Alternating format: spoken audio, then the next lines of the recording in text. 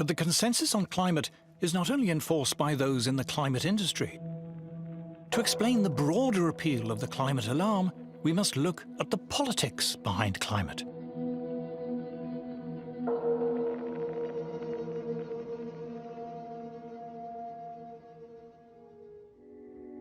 From the start, the climate scare was political. It came from the environmental movement, the sworn enemy of free market industrial capitalism.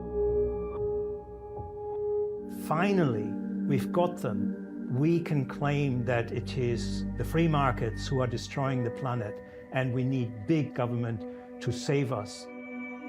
The climate problem, it is said, stems from the irresponsible actions of greedy, feckless individuals who have too many babies and drive too much and consume too many products, and of the capitalist corporations who pander to their whims.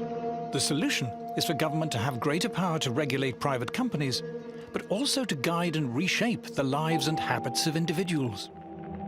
Policy agenda has sprawled into micromanaging everybody's lives on the most minute detail. What kind of stove you can use, what kind of heater you can have, how much you can set the thermostat out, where you can drive, what kind of car you can't.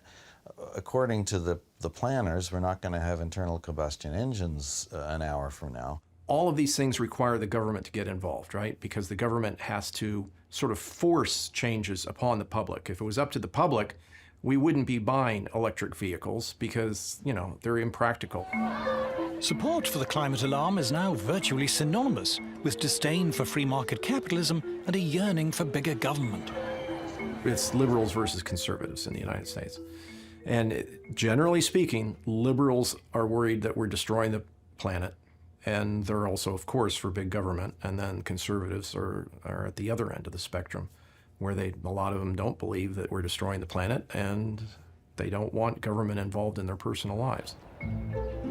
Paying lip service to the climate alarm has become almost universal among those who depend on government for their livelihoods. This includes those in the publicly funded education, arts and science establishments. Tony Heller recalls his time at Los Alamos Labs. The entire county of Los Alamos was kept going by government money. That we had the highest incomes in the state. So naturally, people who lived in Los Alamos supported big government because that was where their livelihood came from. That was where their good schools came from. You know, everything good in Los Alamos came from the government. So of course they were all believers in big government. Among the largely publicly funded Western intelligentsia, support for more government spending and regulation is almost a defining moral badge. In these circles, to question the climate alarm is socially unacceptable. To be a climate skeptic is taboo. Somebody that goes against it, it really does get met with a lot of anger and vitriol. And, you know, you're called a denier, a science denier, and a heretic. Your colleagues won't engage with you anymore. You don't get invited to conferences. Your students may desert you. This is all really terrible. Professors Henrik Svensmark and Nir Shaviv describe what happened when they published their results on the climatic effects of solar activity. It was like all hell had broken loose because of this work. I had no idea that things would escalate as they did, and it completely changed my life. Once we said that, people didn't like hearing it, and we became a persona non grata. I mean, I have so many instances of people doing really nasty things. When I applied for a job, a group of scientists write to the university, say they shouldn't hire me. And that's a typical story, unfortunately. If you don't agree with a standard polemic, you become an outcast, you're shunned, as if you have leprosy. For Professor Sally Baliunas, the personal attacks became too much. I retired early.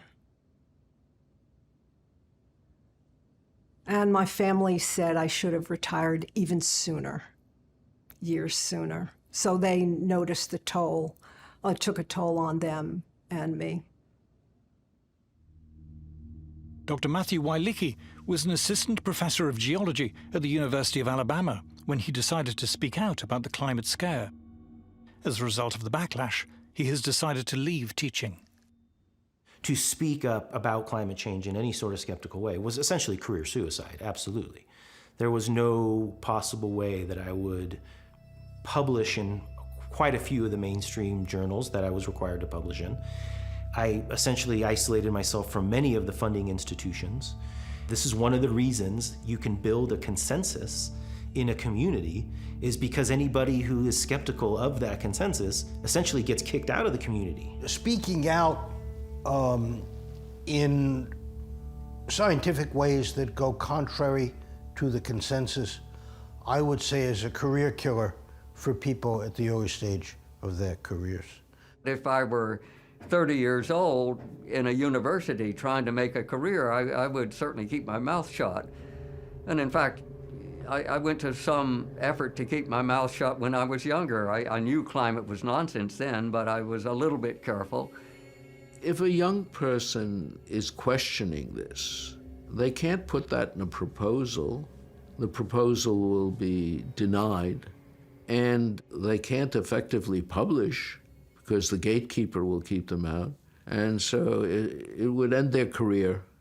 You have to go along with the global warming story. If you don't, you're going to get cut off, you're going to lose funding, you're going to get your career ruined, you're going to be trashed by the community, you'll be despised by your coworkers.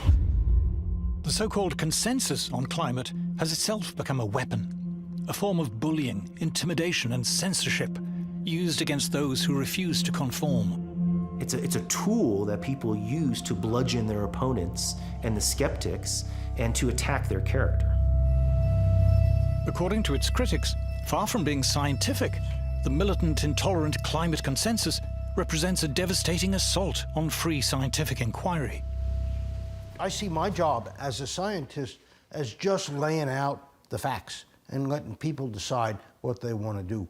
When you can't talk about the facts, things become corrupt. If you shut the door on ideas, if you say you're not allowed to test it, you're not allowed to have that idea, you've left the realm of science. I don't think climate researchers will ever back down from their claim that increasing CO2 is the control knob on today's climate system. I don't think they will ever back down from that, no matter what the evidence is. It's clear it's now a cult completely divorced from science. But the apparently unstoppable climate scare does not just represent an attack on science. It is starting to shape for us a new kind of society.